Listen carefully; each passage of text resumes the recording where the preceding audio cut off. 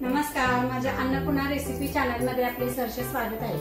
आज मी तुम्हाला मुळ्याची भाजी करून दाखवणार आहे। त्या पद्धतीने मी कशी करते ते दाखवते तुम्हाला। त्यासाठी हे मुळा आहे, एक मुळा घेतलेला, त्यातला मी अर्धा किसून घेतलेला आहे। मुळा अर्धा घेतलाय, तेल, कढीपत्ता, कांदा, मिरची, टोमॅटो, भिजवलेली डाळ तुरीची आहे, मीठ, जिरं, मोहरी, हळद आणि कोथिंबीर आणि थोडंसं पाणी घेतलं।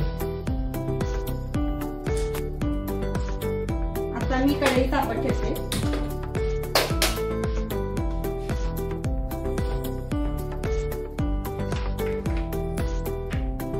कढई तापू दे।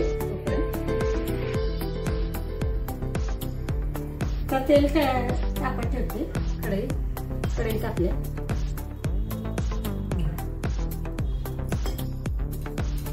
पहिल्यांदा जिरं फोडणीला टाकायचं, अर्धा चमचा, आणि मोहरी अर्धा चमचा, आणि मिरच्या थोड्या घालायच्या। जास्त तिखट पाहिजे असेल तर जास्त घालायचं, थोड्या घालायच्या। कढीपत्ता थोडा घालायचा,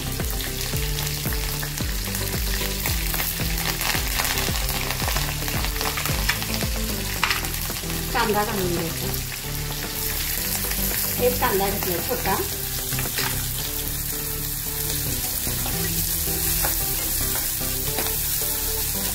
चांगला भाजून घ्यायचा। आता हळद घालायची,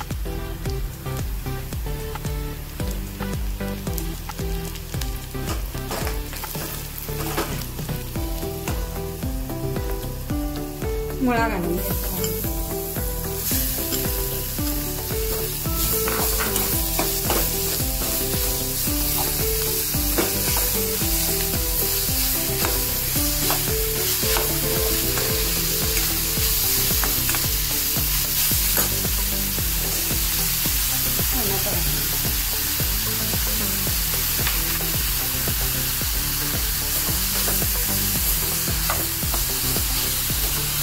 डाळ घालून घ्यायची,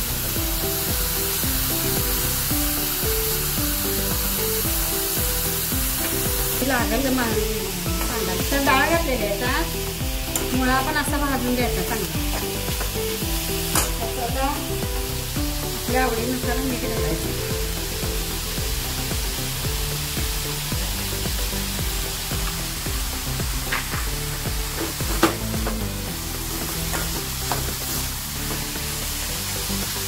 पाण्याचा शिंतोडा मारायचा,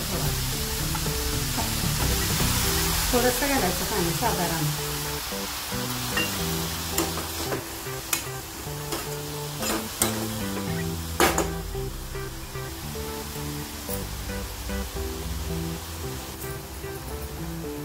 झाकून ठेवते, मुरू घेते, 5 मिनिटं मुरू दे। ही मुळ्याची भाजी झालेली आता मुरले, आपण आता उघडून बघू। मस्त झाली। आता मी गॅस बंद करते, झालेले मी सर्व करते। मुळ्याची भाजी तयार आहे। आता अशा पद्धतीने करून बघा, खाऊन बघा, चविष्ट स्वादिष्ट होते अगदी मस्तपैकी। मुलांना तिखट आवडत नाही, मिरची लावून केली तरी चालते। अशा पद्धतीने करून बघा। आवडली तर कमेंट करा, सबस्क्राईब करा, लाईक करा, शेअर करा। नमस्कार।